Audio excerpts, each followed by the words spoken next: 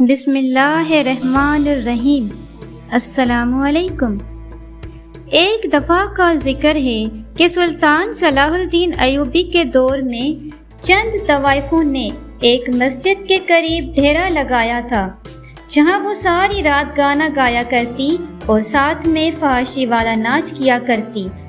تو نمازی حضرات ان کی آواز سے اور گھنگرو کی چھنکار سے بڑے پریشان ہوتے تھے، کیونکہ اس کی وجہ سے ان کی عبادت میں خلل پڑتا تھا۔ 2-4 مرتبہ یہ نمازی حضرات اس طوائف عورت کی ملکہ کے پاس گئے۔ انہوں نے کہا کہ ہم یہاں نماز پڑھتے ہیں، برائے مہربانی آپ یہاں سے کہیں دور ڈیرا لگا لیں۔ وہ عورت بڑی بدتمیز تھی، اس نے ان سب نمازیوں کی بے توقیری کی، انہیں گالیاں نکال کر وہاں سے نکال دیا۔ پھر یہ تمام نمازی حضرات ایک دن اکٹھے ہو کر سلطان صلاح الدین ایوبی کے پاس پہنچے تو سلطان معظم کو سارے حال و احوال سے آگاہ کیا اور تفصیل سے بتایا۔ سلطان کو پہلے تو بہت غصہ آیا، پھر سوچا عورت ذات ہے، چلو سمجھاتے ہیں۔ آپ ان تمام نمازی حضرات کے ساتھ اس طوائف کے کوٹھے پر پہنچے اور اسے کہنے لگے کہ تمہارے گانے بجانے کی آواز سے ہمیں اللہ کی عبادت میں دشواری حائل ہوتی ہے، بہتر تو یہ ہے کہ تم اللہ اور رسول کی طرف چلو، یا گانا بجانے سے تم لوگ جتنے کماتے ہو اس سے زیادہ میں تمہیں دیا کروں گا۔ لیکن وہ عورت تو فاحشہ تھی، اسے سلطان معظم کے یہ الفاظ سمجھ نہ آئے اور وہ بے سود بولی کہ جب یہاں سے اذان کی آواز آتی ہے تو ہمیں اس سے مسائل کا سامنا کرنا پڑتا ہے، ہم نے تو کبھی آپ سے شکایت نہیں کی کہ اس اذان کو بند کرو۔ بس اس وقت سلطان صلاح الدین ایوبی نے تاریخی بیان دیا اور فرمایا کہ روم کے کسی جنگجو نے حضرت عمر رضی اللہ تعالیٰ عنہ کے سپاہیوں کے گروپ کو پکڑ کر قید کر لیا۔ پھر انہوں نے شاہ روم کو خبر دی کہ ہم نے ایک مسلمانوں کا گروپ پکڑا ہے، اس گروپ کے اندر ایک مسلمان کافی قوی پرہیزگار بندہ ہے، اس کو دیکھ کر بھی خوف طاری ہوتا ہے۔ شاہ روم نے جیسے ہی ان کی بات سنی تو اپنے آدمیوں سے کہا کہ اس آدمی کو میرے پاس لے آؤ۔ اس زمانے میں شاہ روم کے سامنے ایک زنجیر لگی ہوئی تھی، جو بھی بادشاہ کے پاس پیش ہوتا تو یہ بادشاہ کے سامنے جھک کر آتا تھا۔ اب اس سچے دل والے نیک آدمی کو بادشاہ کے دربار کے اندر پیش کیا گیا۔ جیسے اس نے زنجیر دیکھی کہ مجھے جھک کر بادشاہ کے سامنے جانا ہے تو اس نے صاف صاف انکار کر دیا کہ میں بادشاہ کے سامنے زنجیر سے جھک کر نہیں جاؤں گا۔ بادشاہ کو بتایا گیا کہ یہ شخص زنجیر کے نیچے جھک کر آپ کے سامنے نہیں آنا چاہتا۔ بادشاہ نے کہا کہ زنجیر کو اوپر اٹھا دیا جائے اور اس کو میرے پاس لے آؤ۔ پھر زنجیر کو اٹھا دیا گیا اور اس کو بادشاہ کے پاس لایا گیا۔ آخرکار اس کو شاہ روم کے سامنے پیش کیا گیا۔ بادشاہ نے اس سے کہا کہ تم اپنا مذہب چھوڑ کر ہمارے دین کے اندر داخل ہو جاؤ تاکہ میں تمہیں اپنی انگوٹھی پہنا کر سلطنت عطا کروں۔ یہ بات جیسے اس مومن بندے نے سنی تو اس نے بادشاہ سے کہا کہ مجھے یہ بتاؤ تمہارے پاس سلطنت کا کتنا حصہ ہے؟ بادشاہ نے کہا اس دنیا کا 2.5 سے زیادہ حصہ میرے قبضے میں ہے۔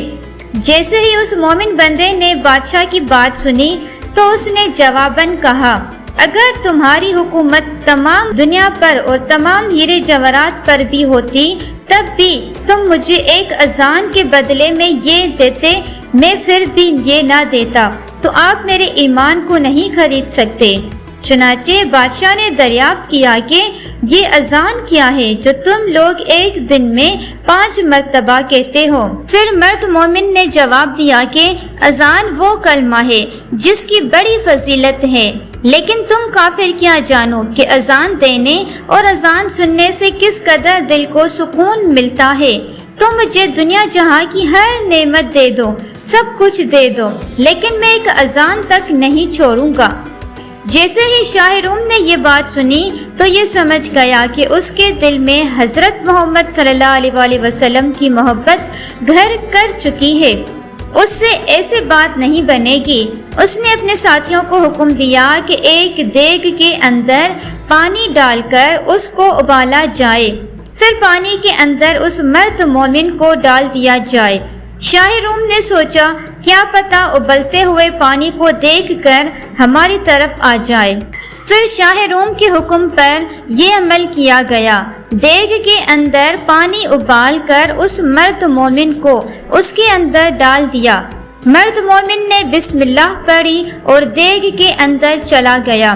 اس کے بعد یہ دوسری طرف باہر آ گیا۔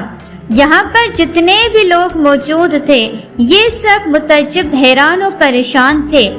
اس کے بعد بادشاہ نے اپنے سپاہیوں کو حکم دیا کہ اسے ایک اندھیری کوٹڑی کے اندر ڈال دیا جائے اور اس کو 40 دن تک سوائے شراب اور خنزیر کے اور کچھ نہ دیا جائے۔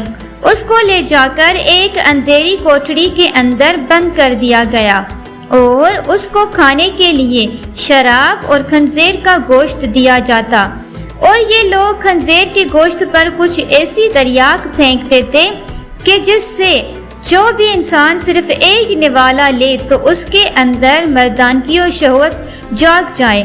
اس لیے بادشاہ کے حکم پر اس کوٹڑی میں ایک حسین و جمیل عورت بھی دی گئی تاکہ یہ گوشت اور شراب پی کر جب اس کو شہوت ہو تو اس لڑکی سے زنا کرے، اسے اللہ تعالیٰ کی نگاہوں میں شرمندہ کیا جا سکے۔ آخرکار 40 دن پورے ہو گئے۔ کالی کوٹڑی کو کھولا گیا تو اس کے اندر یہ لوگ جتنا بھی سامان ڈالتے رہے وہاں پر یہ سارے کا سارا ویسا کا ویسا ہی موجود تھا، اور اس انسان نے اس عورت کی طرف دیکھا ہی نہیں۔ بادشاہ نے اس لڑکی سے پوچھا تو اس نے کہا کہ اس شخص نے میری طرف تو دیکھا تک نہیں، حالانکہ میں نے اپنے سارے کپڑے تک اتار دیے تھے اور مجھ میں اتنی ہمت نہیں ہوتی تھی کہ میں اس کے جسم کو چھو سکوں۔ اس سے یوں دریافت کیا گیا تم نے یہ چیزیں کیوں نہیں کھائیں، جبکہ شریعت محمدی میں ضرورت کے وقت یہ چیز کھانا جائز ہے۔ اس مرد مومن نے کیا خوب جواب دیا، اگر میں یہ چیزیں کھا لیتا تو آپ لوگوں کو خوشی ہوتی کہ میرا مقصد تو آپ لوگوں کو غصہ دلانا ہے۔ بادشاہ نے اس مرد مومن سے کہا کہ اگر تم مجھے سجدہ کر دو تو میں تمہیں اور تمہارے ساتھیوں کو یہاں سے خیر و عافیت سے جانے دوں گا۔ مرد مومن نے جیسے ہی بادشاہ کی بات سنی تو اس نے کہا کہ حضرت محمد صلی اللہ علیہ وسلم کے دین میں صرف سجدہ اللہ کی ذات کو ہے اور اللہ کے سوا کسی کو سجدہ نہیں کیا جاتا۔ شاہ روم نے کہا چلو تم ایک اور کام کرو، میرا ہاتھ چوم لو، میں تمہیں اور تمہارے سب ساتھیوں کو یہاں سے خیر و عافیت کے ساتھ جانے دوں گا۔ مرد مومن نے جواب دیا کہ ہاتھ کا بوسہ دینا باپ، سلطان، عادل اور استاد کے لیے جائز ہے، کسی دوسرے کے لیے جائز نہیں۔ شاہ روم نے کہا چلو تم ایک اور کام کرو، میری پیشانی کا بوسہ لے لو، میں تمہیں یہاں سے تمہارے ساتھیوں سمیت جانے دوں گا۔ مرد مومن نے جواب دیا کہ ہاں یہ ایک شرط پر مکمل ہے۔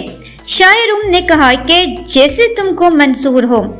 پھر مرد مومن نے اپنی آستین اس کی پیشانی پر رکھی اور اس کو چوم لیا، اس نیت کے ساتھ کہ میں اپنی آستین کو بوسہ دے رہا ہوں۔